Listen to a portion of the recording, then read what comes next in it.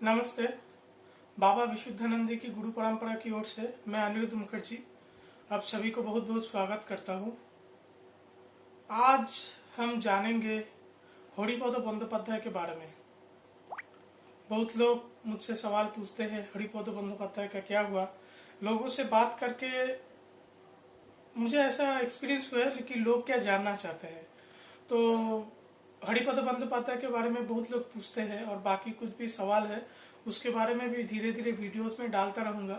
अगर आपका कोई सवाल है नीचे कमेंट में दे सकते, नहीं तो व्हाट्सएप पे मुझे दे के रखिए, उसके ऊपर वीडियो बना दूंगा। क्योंकि एक बार वीडियो रहता है तो फिर हर किसी को वो बताने नहीं पड़ता है, बस लिंक भेज दो, बात खत्म। ठीक है, तो कंटेंट में आते हैं। हरिपद बंदोपाध्याय जो लोग नहीं जानते हैं, बाबा जब ज्ञानगंज गए थे तो वर्धमान में बाबा करीब उनका 13-14 साल था उनका उम्र, और वो कांचन नगर, वर्धमान में कांचन नगर करके एक एरिया है, उधर वो पढ़ाई करते थे। तभी उनको फिर से सुनाई दिया कि कोई संत आया है बांग्लादेश में, ढाका में, जो संत गंगा में डुबकी लगाता है तो फिर पानी के फुहारा उनके सर के पीछे से वो ऐसा होता है। तो उनको उनको लगा कि वो वही संत है निमानंद परमहंस जी, जिन्होंने उनका पहले जीवन दान किया था जब कुत्ते ने उनको काटा था और उन्होंने आत्महत्या के लिए गए थे गंगा में डुबकी लगाने के लिए, तब निमानंद जी उनको बचाया था। तो फिर से उनको वो किस्सा याद आया और फिर से उन्होंने लगा अभी तो उनके पास जाना चाहिए। तो फिर वो ढाका के लिए वो रवाना किए यहाँ से, और वर्धमान से उनके साथ गया हरिपद बंदोपाध्याय। वो बाबा विशुद्धानंद जी से 1-2 साल बड़े थे, वो भी उनके साथ गए।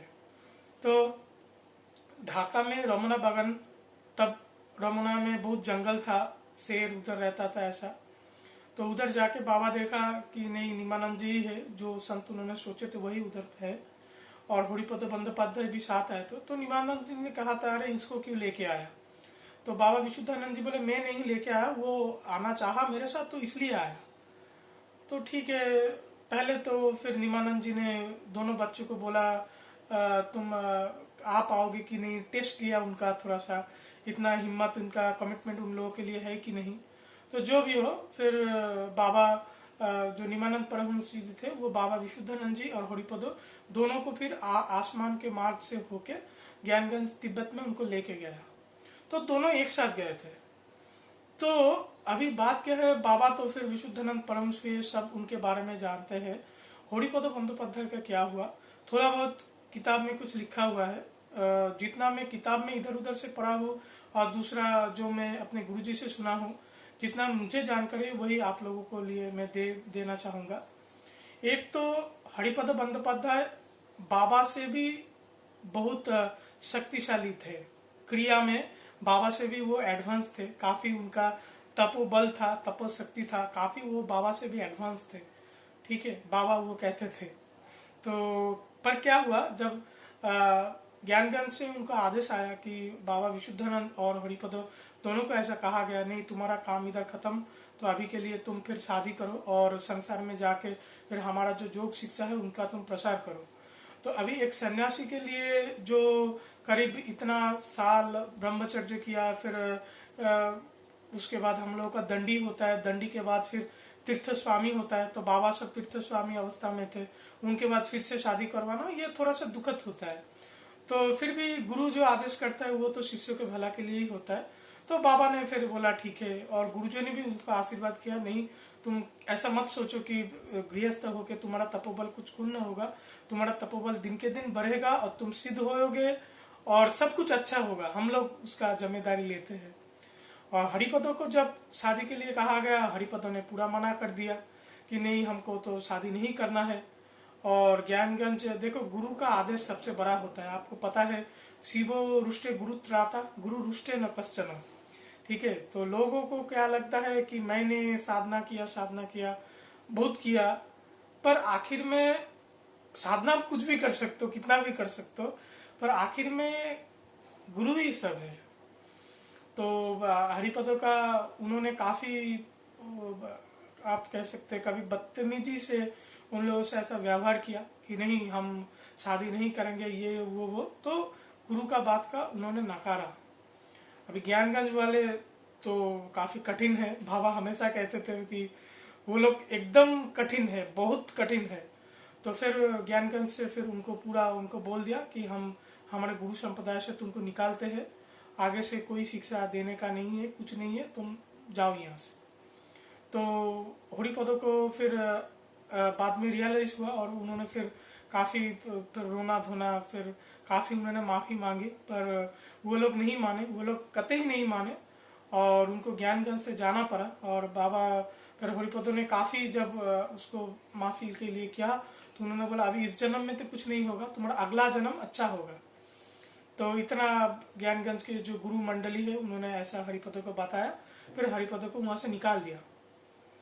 अभी हरिपदो का क्या हुआ, जितना पता है कि हरिपदो जी का जितना तपोबल था वो धीरे धीरे, जितना भी सिद्धियाँ था, जितना नहीं उन्होंने हासिल किया था, धीरे धीरे वो वैसे ही चला गया, खाए खाए होने लगा, खाए होने लगा। और हरिपदो जी को शादी भी करना पड़ा। शादी करने के बाद उनका 9 बेटी हुआ, 9 बेटियां हुआ उनका, 9 लड़की। ठीक है, अभी वो नए लड़की को शादी कराना और उनको फिर काफ़ी उन्होंने गरीबी झेली, बहुत गरीबी झेली, बहुत गरीबी झेली। और बाबा विशुद्धानंद जी के पास हरिपद जी आते थे और बाबा फिर ज्ञानगंज में उनके लिए बोलते थे। फिर ज्ञानगंज से बाबा को बोलता है तुम ऐसा मत बोलो, ऐसा ऐसा कुछ नहीं। तो वो लोग तो मानने वाले नहीं है। तो बाबा विशुद्धानंद जी हरिपद जी को पैसा दे के काफ़ी उनको मदद किया उनके वो हाल में। और हरिपद जी का शक्ति तो काफ़ी, फिर उनका सिद्धिया जो था वो भी काफ़ी हो गया। तो हरिपद जी के लिए इतना एक स्टोरी मिलता है कि वो हरिपद जी एक बार बाबा विशुद्धानंद जी से मिलने के लिए आ रहे थे। तो तब वो तो सामने एक तालाब था और बाबा का जो डिसाइपल्स है वो तालाब में नहा रहे थे। तो फिर वो डिसाइपल्स उनको कहे, वो जा रहे थे आश्रम के लिए बाबा के मिलने के लिए। तो वो बाबा के डिसाइपल्स कहे हरिपद जी को नमस्ते, आप हम लोगों को कुछ दिखाइए। हाँ कुछ तो बाबा खेल दिखा देते, तो उनको भी आप कुछ खेल दिखाइए, कुछ दिखाइए। तो हरिपद जी ने बोला अच्छा ठीक है, तुम देखना चाहते हो, ठीक है, तुम सब एक काम करो, ये तालाब है, तालाब में पूरा डुबकी लगा के 1 मिनट तक गुरु का स्मरण करके फिर उठ जाना। तो जितना भी वो सब थे तो वो तालाब में पूरा वो डूब गए। और डूबने के बाद 1 मिनट गुरु नाम का किया और फिर पानी से निकाला और देखा पूरा तालाब पंकज, पद्म फूल, लोटस फ्लावर जो है उससे पूरा भर गया, पूरा तालाब पद्म से भर गया। ठीक है, तो वो बहुत ऐसा था। तो आप सोच सकते हैं हरिपद जी का कितना शक्ति था, उनका कितना योग बल उनका था, तब भी था। ठीक है, तो अच्छा वो उन्होंने वो दिखाया। तो फिर हरिपद जी का कोई पता तो नहीं चला, क्योंकि मैं अपने गुरुजी से पूछा वो कहाँ रहते थे क्या क्या। तो बाबा विशुद्धानंद जी शरीर छोड़े तब मेरा गुरुजी 11-12 साल का ही था, तो उतना भी तो फिर उनका भी क्या नॉलेज था, तो क्या वो पूछ पाए।